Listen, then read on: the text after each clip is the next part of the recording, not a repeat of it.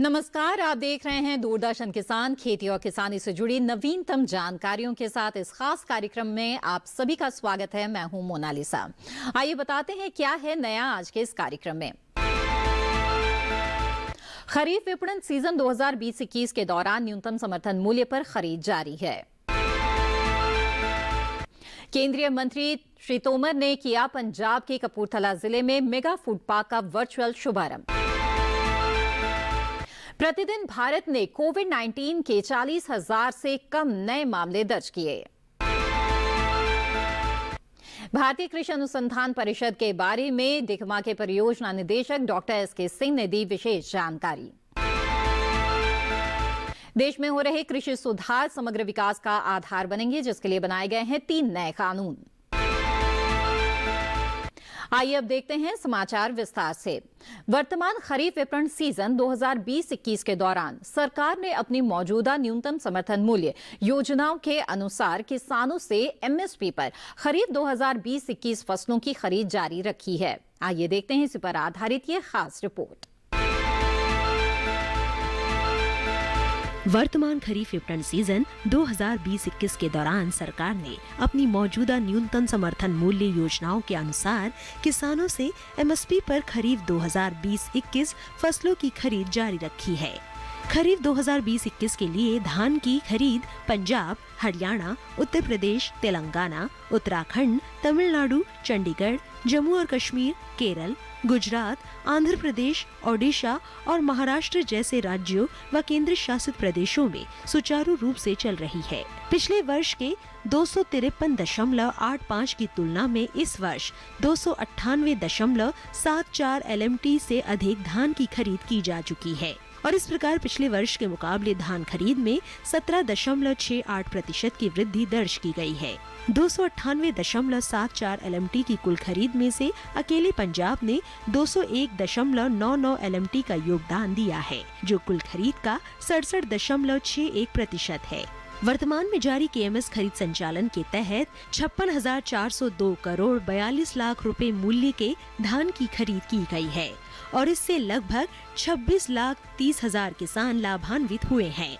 सरकार ने अपनी नोडल एजेंसियों के माध्यम से 22 नवंबर 2020 तक 71,816.04 एमटी मूंग, उड़द, मूंगफली की फली और सोयाबीन की खरीद की है, जिसका एमएसपी मूल्य 388 करोड़ 40 लाख रुपए है।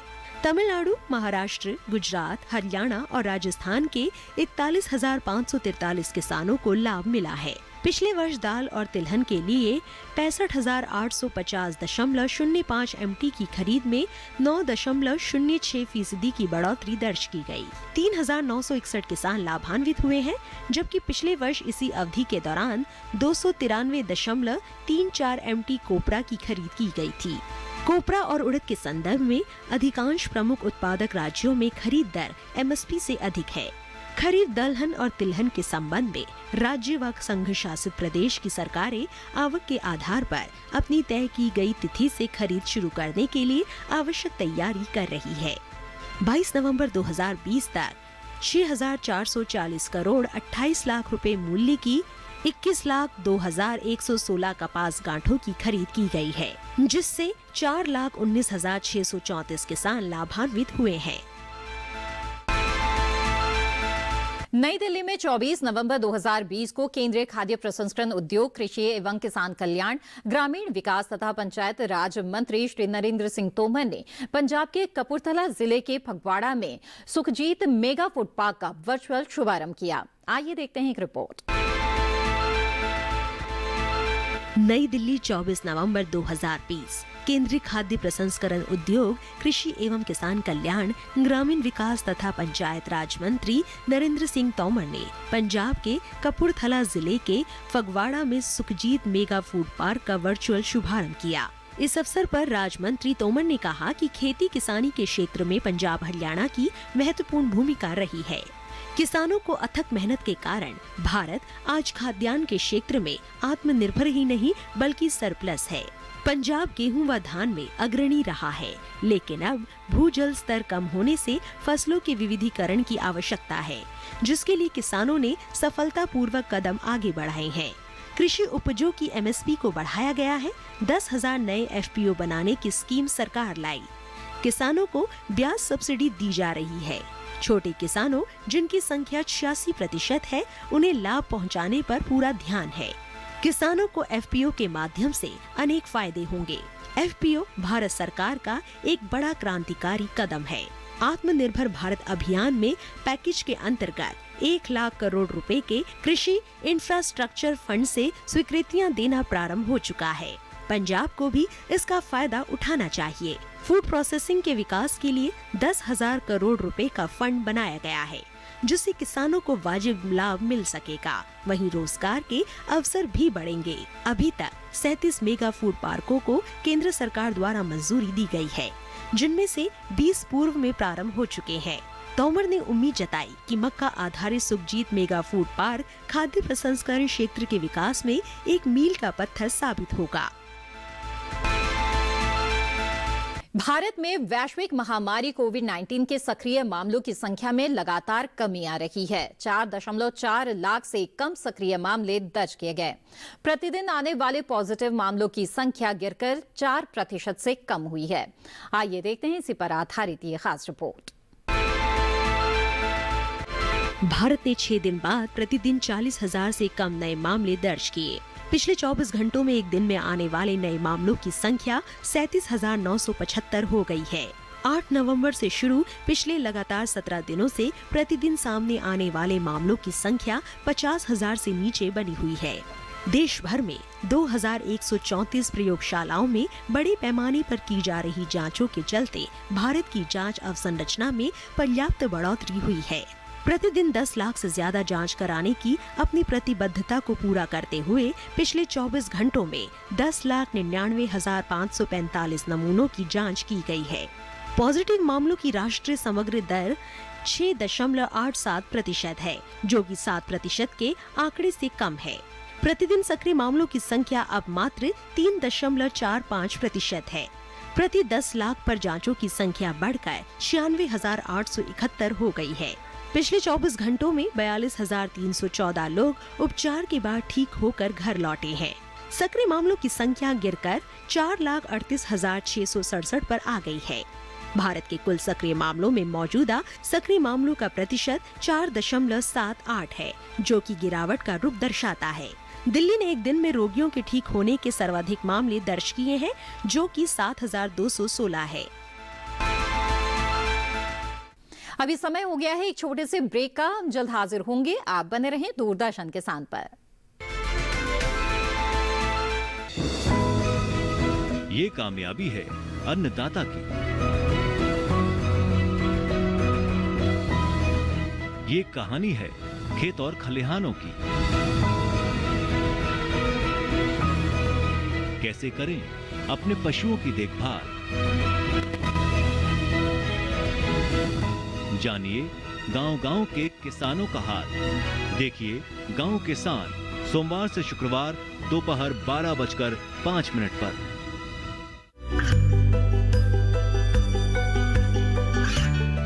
गांवों और पिछड़े क्षेत्रों में सरकारी योजनाओं की जानकारी पहुंचा। देश में कौशल और क्षमता विकास कर ग्रामीणों को सामाजिक बदलाव और विकास से जोड़ने की दूरदर्शन किसान की पहल चौपाल चर्चा देखें सोमवार से शुक्रवार सुबह 9 बजे। ब्रेक के बाद आप सभी का फिर से स्वागत है इस खास कार्यक्रम में। भारतीय कृषि अनुसंधान परिषद के विभिन्न गतिविधियां जिसका प्रचार प्रसार डिकमा के द्वारा किया जाता है, जिसमें पत्र पत्रिकाएं भी शामिल हैं। इसके बारे में आईसीएआर के परियोजना निदेशक डॉक्टर एसके सिंह ने विशेष जानकारी डीडी किसान से बातचीत में दी। आइए देखते हैं।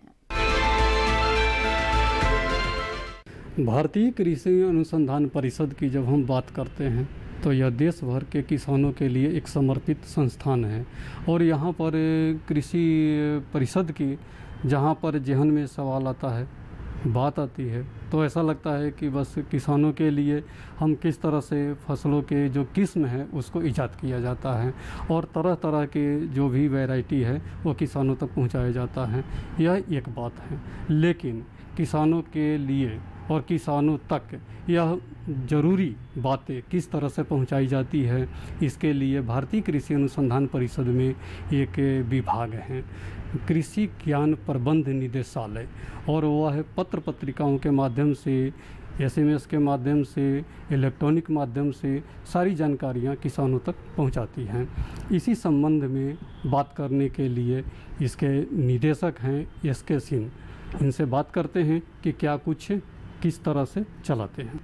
सर, कृषि ज्ञान प्रबंध निदेशालय जी, इसके माध्यम से सर विभिन्न तरह के पत्र पत्रिकाएं या और भी इलेक्ट्रॉनिक माध्यम से आप किसानों को किस तरह से जानकारी ICR के जो भी है उसको मुहैया करवा रहे हैं? देखें, वर्तमान में तो प्रचार प्रसार के जितने माध्यम हैं उपलब्ध हैं, हम सभी माध्यमों का उपयोग करते हुए किसानों तक एक उपयोगी ज्ञान, एक तो ज्ञान का संकलन करते हैं, उसका प्रसंस्करण करते हैं, और फिर किसान, न केवल किसानों तक बल्कि कृषि से जुड़े सभी विभागों को, सभी व्यक्तियों को हम उचित ज्ञान प्रबंध कराते हैं, चाहे वो पॉलिसी मेकर्स हों, चाहे वो किसान हों, चाहे वो वाणिज्यिक वर्ग हो, चाहे वो खरीद फरोख्त हो, सबको उचित तरीके के ज्ञान प्रबंध कराते हैं। एक चीज़ मैं कहना चाहूँगा किसान भाइयों कि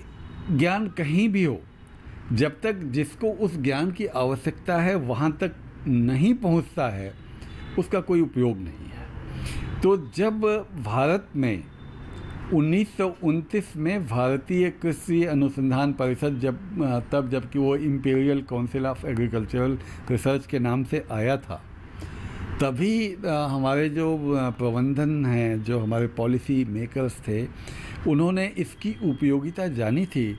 और आपको सुन के बड़ा सुखद अनुभव होगा कि 1929 में ही इस विभाग की स्थापना कर दी गई थी कि जो अनुसंधान होगा कृषि का पूरे देश में, उस अनुसंधान का जो उपयोगी ज्ञान उपजेगा उसको हम किसानों तक पहुंचाएंगे। इसी के परिप्रेक्ष्य में, इसको ध्यान में रखते हुए इस निदेशालय की स्थापना हुई। उस समय इसका नाम था प्रकाशन एवं सूचना विभाग। धीरे धीरे इसको जो है परिवर्तन करके निदेशालय के रूप में आज के दिन आधुनिक नाम दिया गया है, कृषि ज्ञान प्रबंध निदेशालय। इस निदेशालय का काम यह है कि जो भी कोई ज्ञान है, जो भारत में हमारे जो है 113 संस्थान, 114 संस्थान हैं और लगभग 720 कृषि विज्ञान केंद्र है, इसे जो भी ज्ञान का जो है आदान प्रदान होता है उस हमारे माध्यम से, हमारे निदेशालय के माध्यम से होता है। इसमें सबसे प्रमुख आता है कि हम जो विद्यार्थियों के लिए कृषि में शिक्षा प्रदान करने के लिए, आधुनिक शिक्षा प्रदान करने के लिए आप देखेंगे कि हम जो है पुस्तकों का प्रकाशन लगातार करते रहते हैं। उनका आधुनिक नई किताबें भी छापते हैं, पुरानी किताबों का जो है आधुनिक ज्ञान के साथ नया संस्करण भी देते हैं।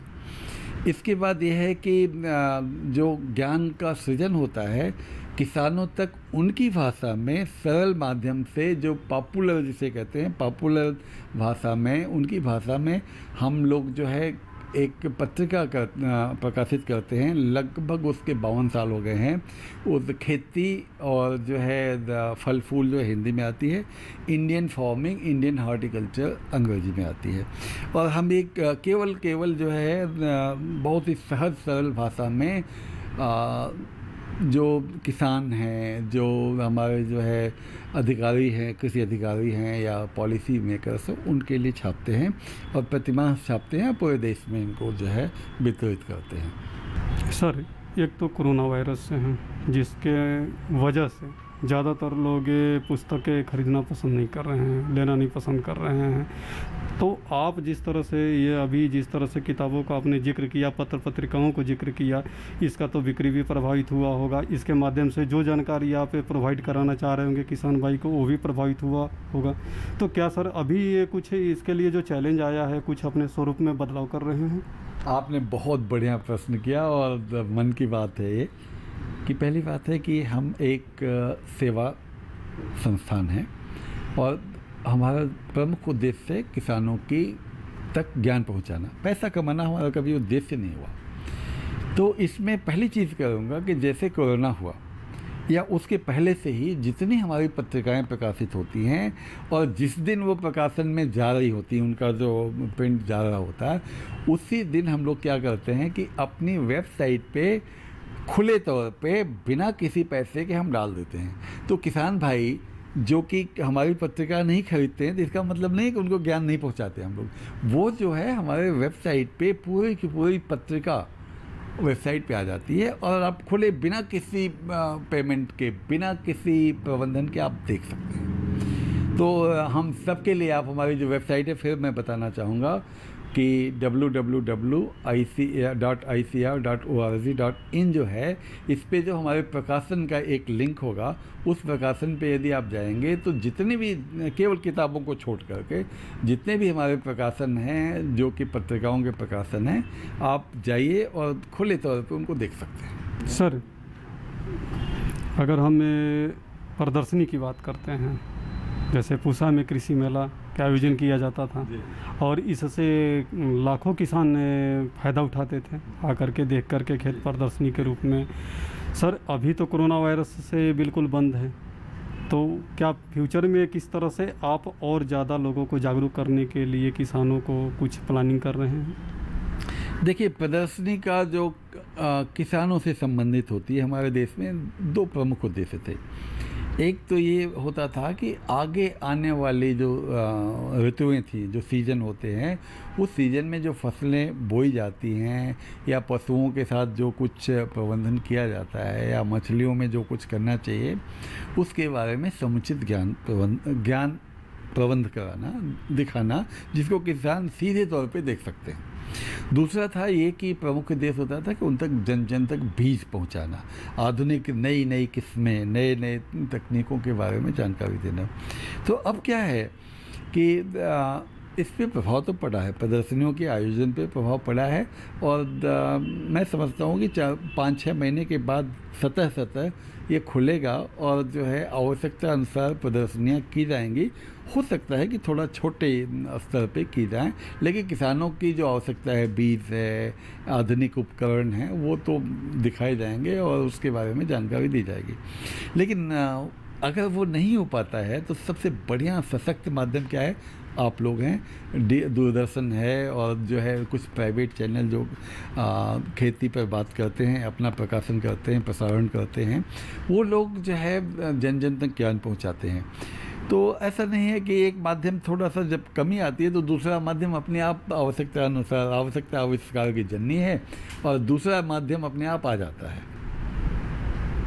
जी सर, कृषि शिक्षा में जिस तरह से भी बदलाव हो रहा है, उसके देखते हुए आपका जो विभाग है वो किस तरह से सर आप स्टूडेंट्स को ज़्यादा से ज़्यादा ज्ञान प्रबंधन कर रहे हैं? जी, इसमें मैं आपको 2-3 चीज़ें बताऊंगा।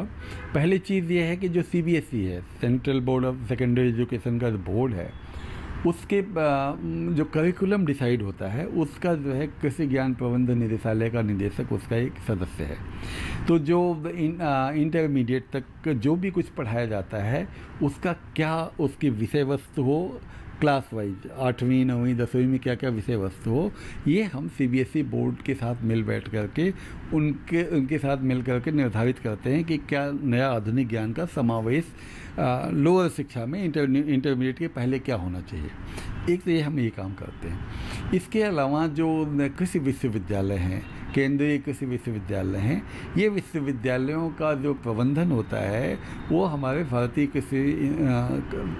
कृषि अनुसंधान परिषद का जो कृषि शिक्षा विभाग है, जिसका डिप्टी DG एजुकेशन होते हैं, वो का संचालन करते हैं, उसका प्रबंधन करते हैं। उनके लिए उनके करिकुलम के अनुसार हम लोग किताबों का जो है संरचना करते हैं, प्रकाशन करते हैं, उनको ज्ञान पहुंचाते हैं।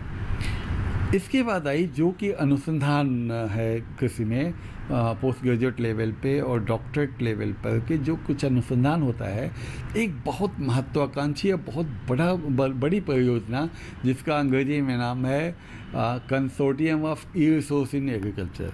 इसका हिंदी में अगर अनुवाद करें तो जो है एक ऐसा संगठन बनाया है पूरे देश में जिसके सभी संस्थान और सभी विश्वविद्यालय सदस्य हैं, और लगभग आज के दिन 152 सदस्य हैं इस कंसोर्टियम के, और जिनको जो है विश्व में कहीं का भी कोई भी ज्ञान कृषि में जो उपजा है वो हमारे ये सारे विश्वविद्यालय, सारे छात्र ऑनलाइन माध्यम से हमसे जो है प्राप्त कर लेते हैं। विश्व का कहीं भी किसी भी तरह का कृषि आधारित ज्ञान जो है वो हम लोग त्वरित ऑनलाइन 24 घंटे पिछले लगभग 9-10 साल से दे रहे हैं। सर, अगर एग्रीकल्चर से रिलेटेड कोई अपना लेख छपवाना चाहता है, किसान भाई अगर लेना चाहते हैं, तो इसके लिए सर कुछ आप जानकारी दें।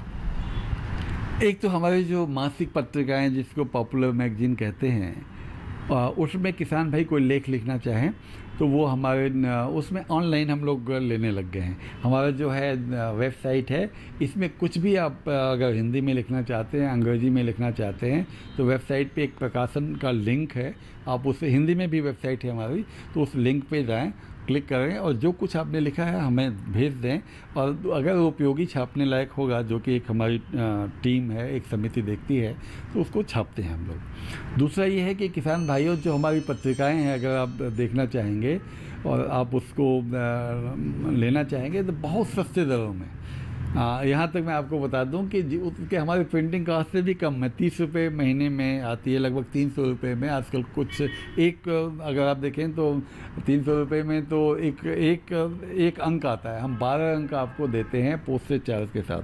तो हमारी जो वेबसाइट है icar.org.in, अगर इसमें आप जाएंगे तो इसमें आपको पूरा जो है उल्लेख है कि कौन सी पत्रिका का कितना मूल्य है, कि कैसे आप इसके लिए पैसे भेजें और किसको निवेदन करें। निवेदन तो निदेशक को ही करते हैं, तो आप ये पत्रिका मंगा सकते हैं हमसे, मासिक पत्रिका आपको पोस्ट द्वारा भेजी जाती है और बहुत ही लाभदायी पत्रिकाएं हैं। फिलहाल इस खास कार्यक्रम में वक्त एक और छोटे से ब्रेक का, हम जल्द हाजिर होंगे। आप बने रहें दूरदर्शन किसान पर।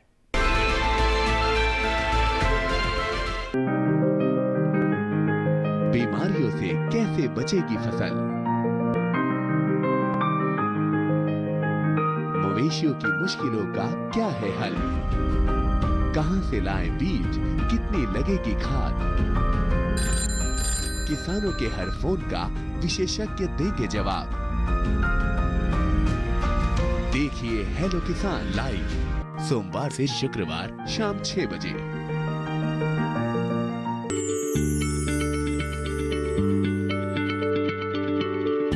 क्या आप किसी बीमारी से परेशान हैं?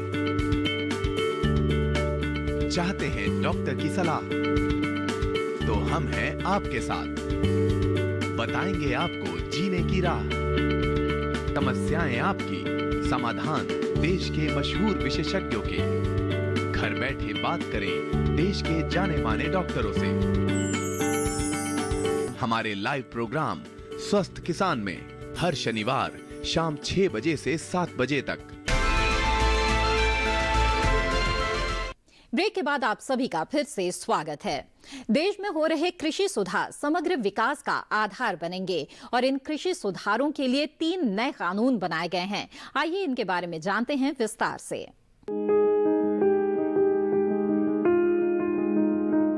कृषि में कई अहम सुधार करने के लिए सरकार ने उपज बिक्री की व्यवस्था में कई जरूरी बदलाव किए हैं।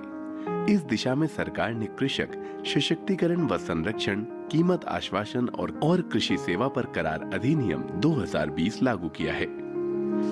इस अधिनियम के लागू हो जाने से अब किसान उपज से खाद्य उत्पाद बनाने वाले प्रोसेसर्स, व्यवसायिक कंपनियां, थोक और फुटकर विक्रेताओं और निर्यातकों के साथ कृषि उपज की बिक्री के लिए सीधे करार या व्यवसायिक समझौता कर सकेंगे।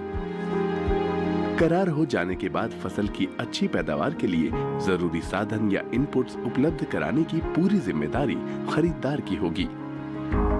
अधिनियम के लागू हो जाने से अब पैदावार के दौरान फसल पर किसान का मालिकाना हक बना रहेगा। वहीं किसानों को उपज की बिक्री पर होने वाला खर्च भी नहीं देना पड़ेगा, यानी किसानों के मुनाफे में पहले के मुकाबले खासी बढ़त होगी। फसल का बीमा तो कराया ही जाएगा, साथ ही जरूरत होने पर किसान वित्तीय संस्थानों से कर्ज भी ले सकेंगे। इतना ही नहीं, किसानों को मौसम के जोखिम और बाजार के उतार चढ़ाव से भी सुरक्षा मिलेगी। ये अधिनियम अनुबंधित किसानों को नियमित और समय पर भुगतान की सुविधा भी देता है। जाहिर है कि कृषि में हुए इन सुधारों से किसान काफी फायदे में रहेंगे। इसमें से एक कानून है कृषि उपज व्यापार तथा वाणिज्य संवर्धन एवं सुविधा अधिनियम 2020। इस कानून के बनने से एक ऐसी कानूनी व्यवस्था लागू होगी जिसमें किसान को अपनी उपज, जो उसका उत्पाद है, उसको बेचने की स्वतंत्रता मिलेगी। वो उत्पाद वो किसे बेचे, कब बेचे, कितने दाम पे बेचे, ये इसको निर्धारण करने की किसान को उसको चॉइस मिलेगी और इससे वह अपने उत्पाद का राज्य के अंदर या अंतर्राज्यीय व्यापार कर सकेगा। इसी के साथ आज के इस खास कार्यक्रम में बस इतना ही। मुझे दीजिए इजाजत। आप बने रहें दूरदर्शन किसान पर। नमस्कार।